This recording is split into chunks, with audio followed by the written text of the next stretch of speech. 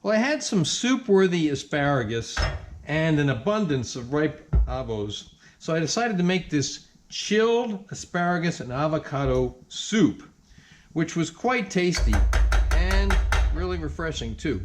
First, we're going to put some olive oil into the saucepan. I probably put about somewhere between 1 and 2 tablespoons in there, and then roughly about 1/3 of a cup of chopped onion or shallots. I'm using onion this time. You can use either one.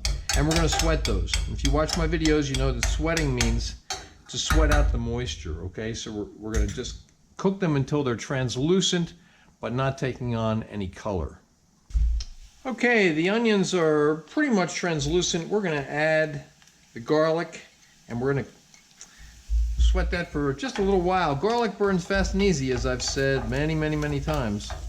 So we're going to stir it around a little bit, not too fast though, because we want it to have some pan contact, and just cook it for 30 to 60 seconds.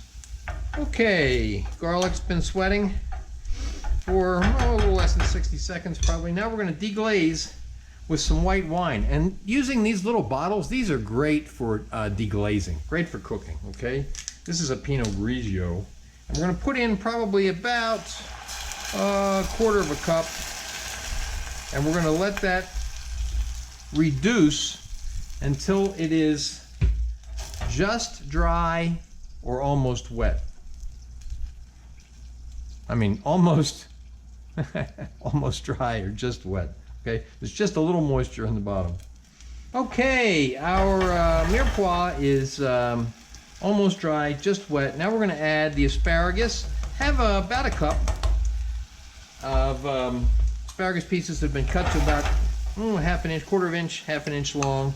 Then we're going to add in the avocado. This is ripe avocado, and it's about a cup. And also, it's about an equal amount as the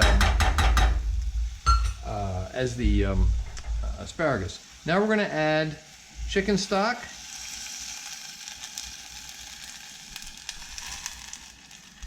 And what we want here is a little more than just covered, okay? Now, if you just cover the vegetables, you put in enough liquid just to cover, then you'll be making a puree. But this is a soup, right? So we need to be more liquidy, so it's has more than just to cover the vegetables. Then we're going to add a little bit of salt, just lightly, okay? You can always add more. It's hard to compensate if you put in too much. And then a couple of twists of freshly ground black pepper. We'll adjust that seasoning later on. Now what we want to do is just bring this to a boil. Now, bring to a boil doesn't mean boil. It means just bring it to a boil. As soon as you start to get those boiling bubbles, we're going to reduce it to a simmer. Okay, we're just starting to get those boiling bubbles. We're going to reduce the heat to simmer. We're going to let that simmer until the asparagus are soft, which will probably take about 10 minutes or so. Okay, the vegetables cooked until the asparagus was tender, soft. It was closer to 15 minutes, okay? But that's going to depend on the size of your asparagus and their freshness. All right, now I've transferred the soup mixture into the blender, and we're going to puree it.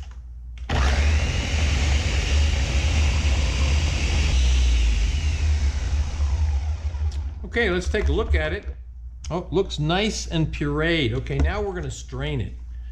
All right, now let's transfer the soup into a strainer. I just rinsed out the saucepan that I cooked the soup in, and I'm just going to strain it right back into that same saucepan. Now, I don't want to lose any here, so I'm trying to get it all off of the sides and the bottom of the blender container. Okay, now we're going to use the spatula here to push it through the strainer. Sometimes this works better with a spatula, rubber spatula, and sometimes it works better with a wooden spoon. Seems to be working pretty well this time with the rubber spatula.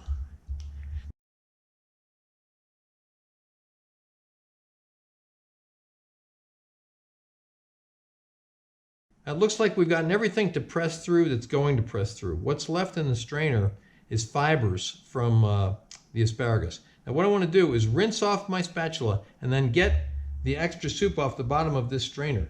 There could be almost a whole, not a whole serving, but maybe a half a serving on the bottom of the strainer. We don't want to lose that. All right, so we just want to take the soup off the bottom.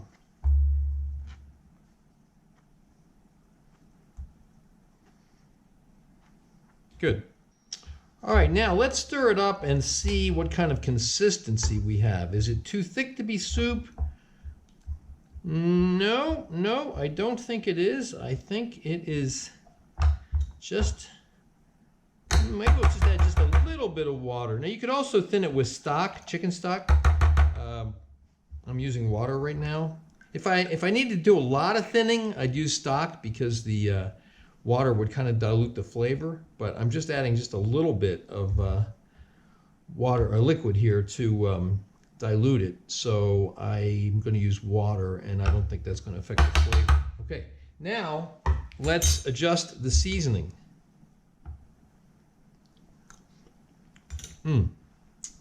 Tasty, but needs salt. Okay, so we're just going to add a little salt to it.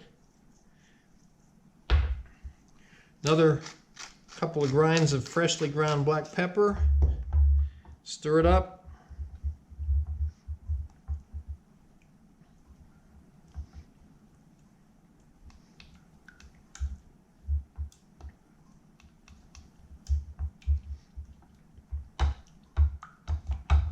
And let's taste it again.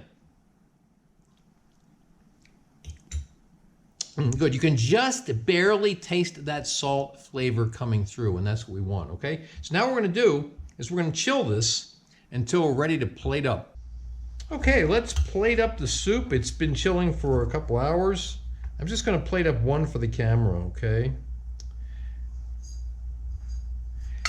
And we're going to garnish that with some sliced cherry tomatoes. I always slice cherry tomatoes. I think they make a better presentation, and they don't, get away from you when you're trying to eat them.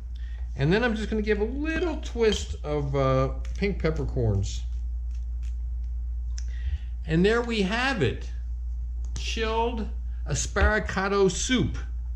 You can see photos of the final dish at my Instagram, which is at Chef's Apprentice, Cook Like a Pro. Please remember to subscribe to my channel, and thanks for watching.